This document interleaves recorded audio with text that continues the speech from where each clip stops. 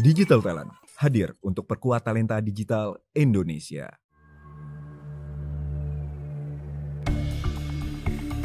Aku tidak akan menikmati kenikmatan duniawi sebelum berhasil menyatukan Nusantara. Pekik Gajah Mada pada upacara pengangkatannya sebagai Patih Mangkubumi Majapahit. Untuk dapat menyelesaikan sumpahnya itu, maka kerajaan Bedahulu yang merupakan tetangga terdekat di sisi timur harus takluk pada kekuasaan Majapahit. Gajah Mada tahu persis tidak mudah untuk menguasai Bali dengan pertempuran. Oleh karena itu, dia mengutus pemimpin agama untuk memikat hati para rakyat Bali. Upaya politik agama Gajah Mada tersebut ternyata tidak berhasil sesuai dengan yang direncanakan. Tidak puas dengan hasil tersebut, Gajah Mada mendatangi Bali secara langsung untuk melanjutkan tipu muslihatnya. Kerajaan Bedahulu Bali pada saat itu dipimpin oleh seorang raja yang bergelar Sri Astasuraratna Bumi Banten. Dikenal akan kesaktian dan kebijaksanaan sehingga disegani oleh rakyat. Belum lagi dukungan para patih yang sangat berpengaruh dan tangguh seperti Patih Mangkubumi yang bernama Ki Pasunggringgis dan Patih Ki Keboiwa alias Kebo Taruna sebagai patih yang berkedudukan di pusat pemerintahan Desa Belah Batu. Gajah Mada yang sampai di Bali membawa bendera putih sebagai simbol perdamaian diterima baik oleh Ki Pasunggringgis. Rombongan Gajah Mada kemudian dijamu oleh Ki Karangbuncing yang ditemani oleh Ki Keboiwa.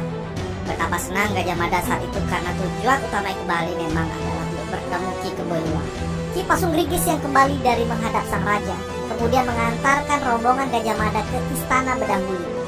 Gajah Mada menyampaikan maksud kedatangannya karena Ratu Tribuana Tunggadewi, penguasa Majapahit pada saat itu ingin bersahabat dengan kerajaan Bedahulu Bali dan memohon beberapa permintaan sebagai simbol persaudaraan. Pandai sekali bermain kata-kata, Gajah Mada berhasil mendapatkan perhatian dari Raja Bali.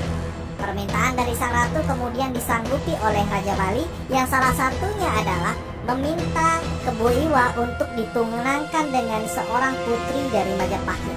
Namun syaratnya adalah Keboiwa harus menjemput sendiri calon istrinya itu ke Jawa Dwipa. Singkat cerita, Keboiwa dan rombongan Gajah Mada kembali ke tanah Jawa dengan menyeberangi samudra. Keboiwa yang menaiki perahu berbeda ditenggelamkan dengan siasat Gajah Mada. Namun karena kesaktiannya, upaya itu tidak cukup untuk membunuh. Justru Keboiwa datang menghampiri Gajah Mada untuk menenangkannya karena samudra ini adalah tempat bermainnya sedari kecil. Sebelum sampai di Wilwatikta Majapahit, Gajah Mada mempertemukan Keboiwa dengan seorang putri cantik. Putri cantik ini ditugaskan untuk merayu Keboiwa. Putri kemudian meminta Keboiwa untuk menggali sebuah sumur di desa tersebut. Dengan kesaktiannya, Keboiwa menggali sumur itu hanya dengan tangan dan kakinya. Di pihak lain, pasukan Majapahit telah mempersiapkan batu-batuan untuk mengubur sumur tersebut. Benar saja, ketika sumur itu telah cukup dalam digali, pasukan Majapahit langsung mengubur Keboiwa di dalam sumur tersebut. Pasukan Majapahit sesaat sempat menikmati kemenangan. Namun suara bergemuruh terdengar dari dalam sumur dan melemparkan batu bebatuan keluar dari sumur, menimpa sebagian pasukan Majapahit. Betapa marahnya patih kerajaan Bali tersebut yang akhirnya sadar niat buruk Gajah Mada.